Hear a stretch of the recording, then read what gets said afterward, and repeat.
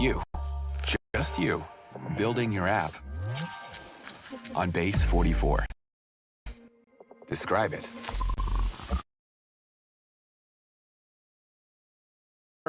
For work that he never did from the government, again, taking money from the mouths of children that are hungry.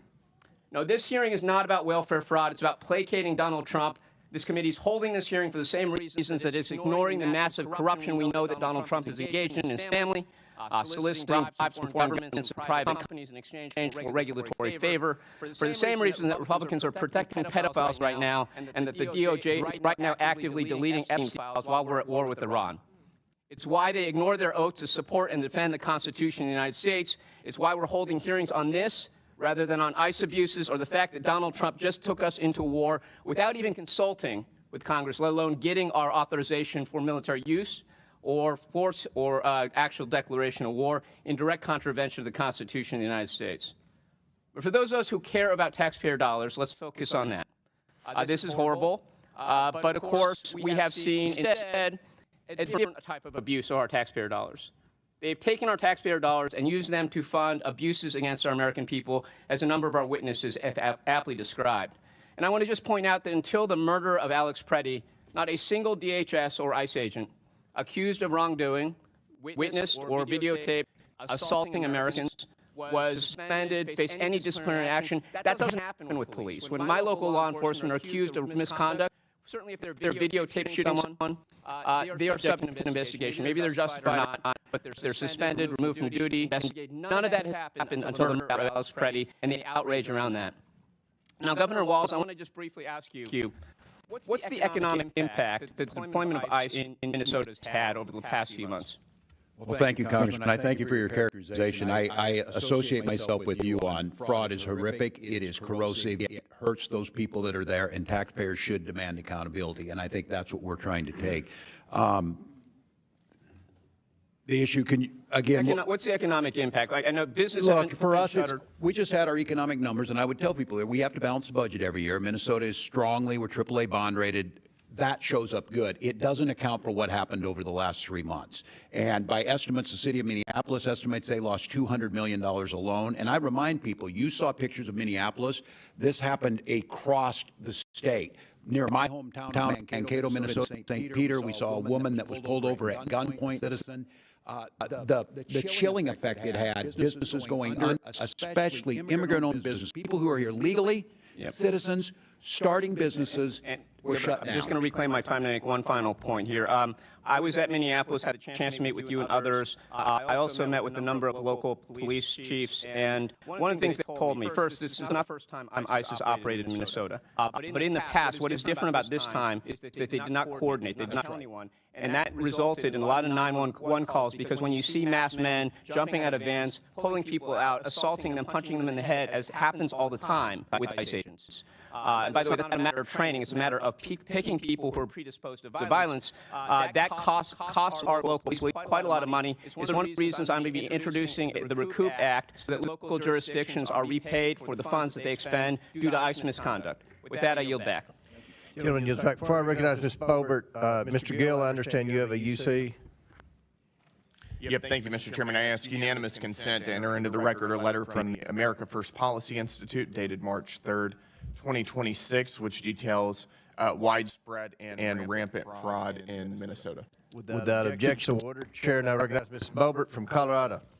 Thank you, Mr. Chairman. I'm going to summarize some of the things that have already been said here today rather than ask these questions directly. The federal prosecutors that we have now charged nearly 100 individuals across multiple Minnesota fraud schemes, including Feeding Our Future and related Medicaid, daycare, and autism programs, with 85 of those charged being of Somali descent.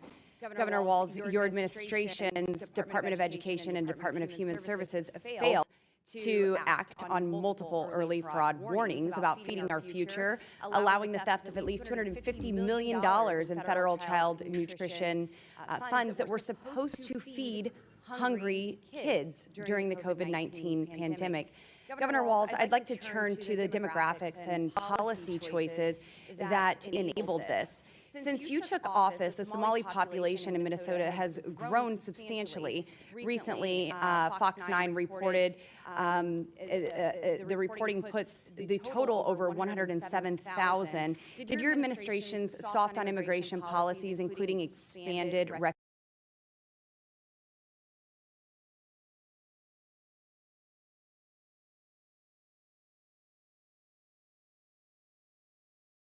refugee programs and temporary protected status contribute to that rapid growth? I couldn't speak to why people moved to Minnesota, other than it's a great place to sanctuary live. policy and refugee programs and temporary protected statuses. According to the Center for Immigration Studies analysis of census data, 81% of Minnesota households headed by Somali immigrants receive one or more forms of public assistance, compared to just 21% of native-born Minnesotan households. Why is that disparity? You have it listen, you type it in, and then you go dig it. You literally just drag it in, and it'll be an audio clip. Specifically, Congressman, but I would anticipate that new generation immigrants, whether they be Norwegian or whether they be Hmong or whether they be Somali, probably on the front end, they're establishing homeownership, education. I think we should be bringing folks to our country that are going to contribute and not just siphon off of the tax They are contributing. citizens. Mr. Governor Walz, yes or no, would stricter vetting of immigrants and refugees have prevented many of these fraudsters from entering our country in the first place? I wouldn't have any way to know that. Do you agree with stricter vetting processes for those who are coming to our country? I don't care where you're coming from. If you commit fraud, you're going to jail in Minnesota. That's what I care about, and that's what I'm here for. Yes or no, should Somali immigrants or any other immigrants who defraud American taxpayers and steal funds intended for hungry children to be deported immediately? That's a decision for the federal government. You're responsible for immigration. Governor Walz, do you know who Victoria Eileen Harwell is? I do not believe I do. What about American Mafalda Tire? I don't believe I do. There. These are Minnesota women who were brutally killed by illegal aliens in your state. You don't know who they are, so I would also assume that you did not attend their vigils or speak out to their families when they were brutally killed by illegal aliens. I'm not familiar with both of these, no, Congresswoman. No, just the hard-hitting CNN ones. Yes or no, would you support ending Minnesota's sanctuary policies to stop these fraudsters and murderers from using your state as a safe haven? Well, as I said on June 12th, we don't have sanctuary policies, and Tom Holman reiterated that here in the past few weeks, that we do not either, and that we are cooperating as required. Thank you, Governor. Will you direct local law enforcement to fully cooperate with ICE and federal agents and follow federal immigration laws that are currently on the books? They do. If they want to do more, they can, but we have a floor that they have to. And that's been proven time and time again in Minnesota over this. That's why they're leaving, because we had cooperated. Okay. Final question for you, Governor. There are multiple documented reports of Somali immigrants entering sham marriages, including siblings and close family members, solely for immigration purposes. Are you aware of these reports, and what, if anything, has your administration done to stop this kind of immigration fraud happening in your state? States are not responsible for immigration screening, and I'm not familiar with what you're Not responsible for any vetting whatsoever? Federal Okay, well, government. this is happening under your watch, and there's immigration fraud, so we will do everything that we can. And hopefully you allow your local law enforcement officers to coordinate with federal agents when we are going after these immigration fraudsters. As we do. Governor. Thank you, Madam. Chair now recognizes Mr. Walkinshaw from Virginia. Thank you, Mr. Chairman. Governor, would you agree that fraud is not a victimless crime? I would agree with that. It is not a victimless crime. Thank you. And it's my understanding that in Minnesota, you as governor, you do not have the unilateral power to pardon those convicted of state crimes, but you and Mr. Ellison and I think one other person sit on a panel that can issue pardons. Is that correct? Yes, with the Chief Justice of the Supreme Court. Thank you. In your time on that panel, can you recall ever pardoning an individual convicted of fraud? I can't recall. I can't state either way. Okay. Mr. Ellison, any recollection of that? It's possible. I don't recall it, though. Okay. I'm not sure if it's true in Minnesota, but at the federal level, if a convicted fraudster is pardoned, that pardon can wipe out their obligation to pay restitution to the victims. Are any of our witnesses familiar with this individual? I know you're far away. His name is Jason Galanis. Sound familiar? I am not, Congressman. Jason Galanis, according to the federal judge who sentenced him to 15 years in prison, is a serial fraudster and a con man who defrauded a pension fund in a Native American tribe of $80 million. I'll put it in simpler terms. He stole money from retirees. Do any of our witnesses know what federal prison Mr. Galanis is being held in?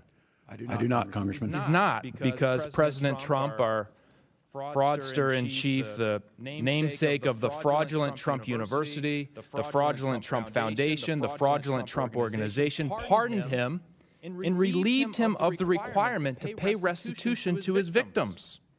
A member of this committee, Mr. Jordan, recommended to President Trump that he be pardoned. Any of our witnesses familiar with this individual?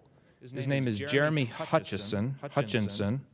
I am not, Congressman. Mr. Hutchinson is a former Arkansas state senator, Republican, convicted of a multi-million-dollar public corruption scheme, embezzlement, bribes, illegal campaign contributions, conspiracy to commit bribery.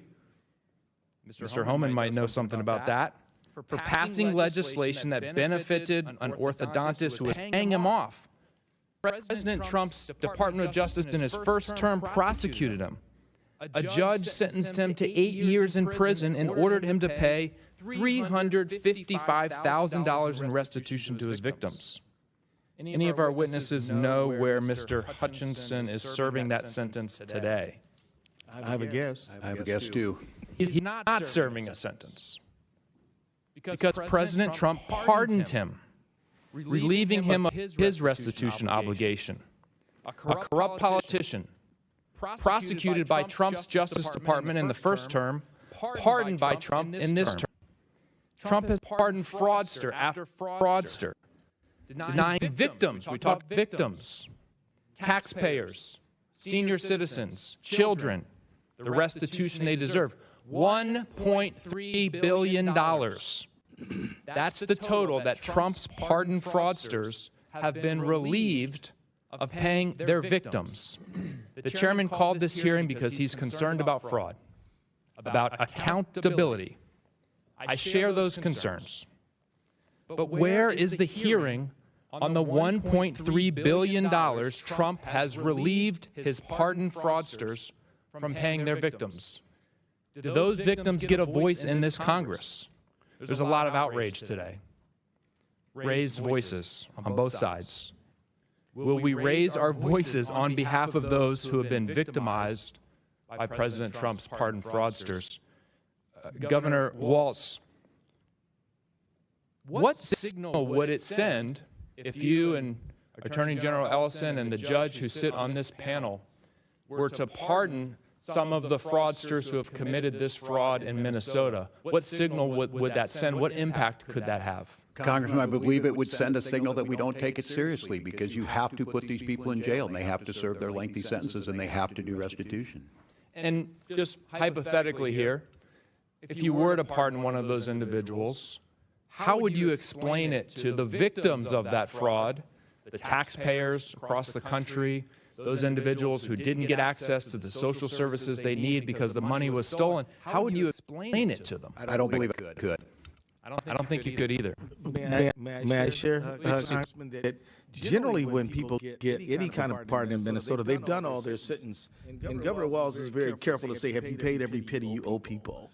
Yeah. So that's kind of how we do pardons in Minnesota. Well, these folks have not paid their pennies, $1.3 billion worth of pennies. Would the gentleman yield a question? My time's expired, Mr. Chairman. So it's your time. More time. if you want. I mean, you mentioned Jason Galanis, and that piqued my interest, and I'm sure it did Mr. Biggs as well. And I think, and you are correct, he did defraud an Indian or a Native American pension fund. Do you know who his partner was? I know all the background of it. The point is, he stole money from Would you state who his partner was? Is Hunter Biden. And Jason Galanis served in prison for how long, Mr. Biggs? 2 years.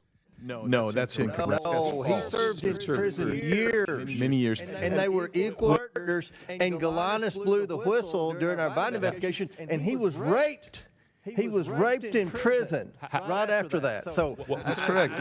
Will the victims of his fraud get their money back? Why I don't did know. President Maybe Trump ask Hunter Biden. Why ask President Trump? You weren't Ask here. President Trump. You weren't here Ask during the President Biden Trump investigation. to get the You've been victims here their about money 3 back. months, but you know more than anybody about everything. So, Chairman, the chair recognizes Mr. Biggs from Arizona. Thank you, Mr. Chairman, and I'm glad you brought it up because of the 10 partners in that fraud that you mentioned. 9 of them went to prison. You know who the one partner was that didn't go? Your buddy, Hunter Biden. That's right. Hunter Biden didn't go. And by the way, you must not have been here. I don't think you were here when I introduced all these documents earlier before I had to leave to go to judiciary, talking about of the 1,500 criminals pardoned by Joe Biden in 1 week, 24 of them were fraudsters that had hundreds of millions of dollars of restitution forgiven by Joe Biden. But now I'm going to go now to Mr. Ellison. Will the gentleman yield? No, I've had enough of you. Let's talk to Mr. Ellison. Mr. Ellison, isn't it true that when you were a member of Congress, you sponsored the Money Remittances Improvement Act of 2014? It's H.R. 4386. Remember that? Congressman, I think that's accurate. Yeah, I get you. We all introduced lots of bills. But that bill's purpose was to give more authority to states to investigate remittance payments. Do you remember that? Congressman, I believe that the purpose of that bill was to facilitate financial transactions for Minnesotans who needed them. Well, in reality, you shifted remittance payment investigations to the states, and that was supported by the Somali American Remittances Association. You may not remember that, but that was. Congressman, could you remind me, did that bill ever pass? H.R. 4386. So it was supported by the Somali American Resistance Association, and it was so important to you. You said, quote, "This is a great day for diaspora communities around the country, including the Somali and Hmong communities." And that's something you said, and we know that the Somali population in Minnesota supported that bill. That bill was passed, I believe, in 2014. Minnesota started identifying large numbers of remittances payments going overseas. And isn't it true that within 4 years of the bill passing, more than $100 million had been flown out of the Minneapolis airport by Somalians? Do you know that? I don't have the information on that. And then over the last 2 years, the TSA has identified over $700 million being flown out and linked to Somali travel. Are you familiar with that? No, sir, I don't have the data on that. Under your tenure as the AG, the amount of remittance payments going to Somalia, which, by the way, some estimates as high as 40% of all Somalia's GDP comes from those remittance payments, and roughly 40% of families in Somalia receive some benefit, economic benefit directly from some remittance payments. So, moving from that, do you know Salim Saeed? That name is not familiar to me, sir. Ikram Mohammed? No. Abshir Omar? No. Okay, so in 2021, you met with a group of Somalis, business people. Those 3 people were there. Safari Restaurant, Partners in Quality Care, also known as Parties in Nutrition, some of their named partners, and Feeding Our Future representatives, including Abshir Omar, who said they were having difficulties because they were being investigated, and that conduct is very racist, xenophobic, and Islamophobic. Do you remember that meeting? Yes, I do. And I'll tell you that these are people who were fraudsters. They lied to me. They lied to the judge. They lied to state agencies. And that's why we contributed to them being convicted. Well, let's go on from that, because you may not remember some of the things you said to them specifically, and maybe we should play this video. I don't know if we have the video queued up. If we have the video queued up, well, that's fine. Let's do it. Call them up and say, this is not in the right format. Not you're out. You're done. Your contracts are over. And so this had my attention. I'm extremely frustrated by it. But we are in the middle of a battle with the agencies now. And I can tell you this. Walls agrees with me that this piddly, stupid stuff running small people out of business is terrible.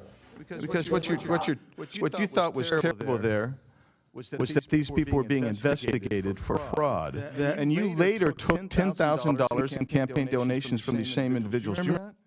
I would disagree with that characterization entirely, sir. I'm sure you would. No, what I would, because it's surely uncomfortable for you. But you took $10,000 from those same people that were ostensibly supposed to be investigated. Yeah. No, that's actually inaccurate. No, it's not inaccurate. Well, it is. First of all, you're entitled to say it's inaccurate, but the facts are the facts. And my time's expired, Mr. Chairman, but I do have some UC requests. Go ahead. Thank you, Mr. Chairman. Minnesota AG, who took $10,000 from convicted scammers, dismisses fraud scandal as political theater. Without objection. Amy Bach alleges Governor Tim Walz, Attorney General Keith Ellison knew of Minnesota fraud. Without objection. Walz and Omar using ICE operations to distract from fraud scandal. Objection. Tim Walz accused of stonewalling Key Probe as Somali fraud sweeps his state. Objection. Conservatives blast Dems. Walz for likening ICE agents to Nazi police force. Without objection. Tim Walz urges Minnesotans to resist federal occupation. Without objection. Tim Walz was a COVID-19 tyrant. Without objection. Anti-ICE agitators set up a blockade on Minneapolis Street to check drivers' license plates. Without objection. Minnesota Attorney General's legal opinion could threaten some county agreements with ICE. Without objection. ICE restrict from Minneapolis-owned parking areas under Mayor Fry orders. Minnesota mom jailed over COVID accuses Walz of tyranny. Minnesota grandma jailed for defying Walz COVID lockdown order warns you do not want tyranny at this level. Mother ponders. That's all. Without objection to order. Chair now recognizes Ms. Presley from Massachusetts. I've been in Congress now for almost 8 years, and one of the most meaningful moments that I experienced here was in the Committee on Oversight and Reform under the great Chairman Elijah Cummings. It was the first hearing to take place that I introduced in the House of Representatives on the epidemic that is childhood trauma. Though I represent the Massachusetts 7th, one through line has remained true in my travels and conversations from Massachusetts to Minnesota to Illinois to Texas, and it is the devastating impacts of Trump's terror campaign on our nation's children. This administration's policies, including but certainly not limited to Operation Metro Surge, in my opinion, are characterized as child abuse, child neglect, and inflicting childhood trauma. We are experiencing in real time the compounded adultifying of our children, where increasingly so a childhood is a privilege instead of a right. I'm reminded of a conversation I had recently at the airport where a dad approached me to talk about his 6-year-old son who returned home from school pleading and begging for his parents to give safe haven to his classmate, his best friend, for fear that if they did not do that, he would be deported. No child should have those concerns or carry that heavy burden, but this is the reality for our nation's children under Donald Trump's America. Frederick Douglass said it is... BetMGM Casino has the most exciting live dealer tables. So when you want the magic of Vegas, you get the magic of Vegas. Anytime, anywhere. Download BetMGM Casino, the casino born in Vegas. Was wrongfully taken by ICE, a trauma that she will carry for the rest of her life. Again, so far I'm speaking about the pleas of a 6-year-old and the policy, rather the family separation of a 2-week-old. In Minnesota, Liam Ramos was only at the age of 5 years old, was detained by ICE and sent to Texas, and he'll carry that trauma for the rest of his life. There are the children that are directly impacted, then there is that secondary trauma for those who have bore witness. While in Minnesota, I met with parents who have had to establish parental patrols